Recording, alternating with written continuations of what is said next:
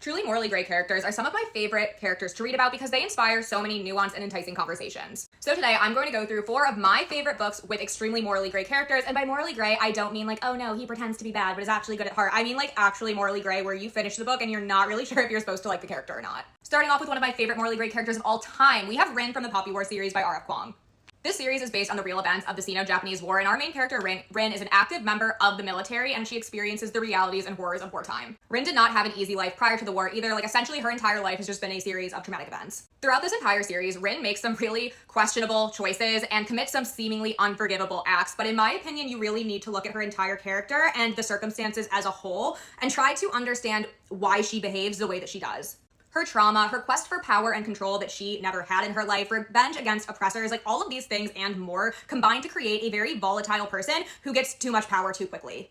Rin was written to be nuanced and controversial in my opinion, which is why she's one of my favorite characters of all time. Next up is one of my most recent favorite books that I've ever read, and that is Bry Bones and the Midnight Soil by V.E. Schwab, aka my favorite toxic lesbian vampire story. Here we have 3 different characters at various points throughout history, and they all struggle with the societal pressures and responsibilities placed on them as women in a patriarchal world. Each one of these women want power, revenge, and control and do different things in order to get what they want, some characters more aggressively than others. But in general, this book kind of questions, are monsters born or are they made because of their circumstances? And if bad behavior is more palatable when you are aware of someone's villain origin story, per se. Next up, we have the Legacy series by Melissa K. Routledge, where I truly think like every single character is morally gray. This is one of my favorite series because of how morally gray the entire cast is. Like truly all the characters have had absolutely horrid lives, and then they go on to make some pretty horrid choices as well. And yet again, you are left questioning with this series, is someone truly bad because they make bad choices, especially if life essentially set them up for failure, and that even if some of the choices a person makes are unexcusable and what you think unforgivable, does that mean that someone is entirely past the point of redemption? This entire series really pulls at your heartstrings because as the reader, we see the pain that each character goes through, and then a lot of them go on to inflict said pain onto others, and it's very interesting to read.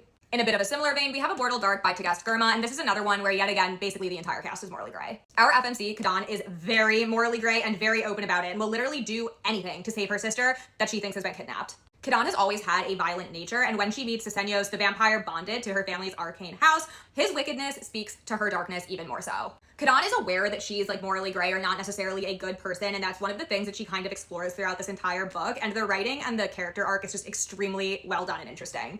Obviously, I am just scratching the surface of the conversations each one of these books provides, and I truly could talk about each of them for like hours, but for the sake of this video, I will stop. And obviously, this is nowhere near a master list since I literally only gave you guys 4 options, but if you want a part 2, let me know, and let me know your favorite morally gray character in the comments.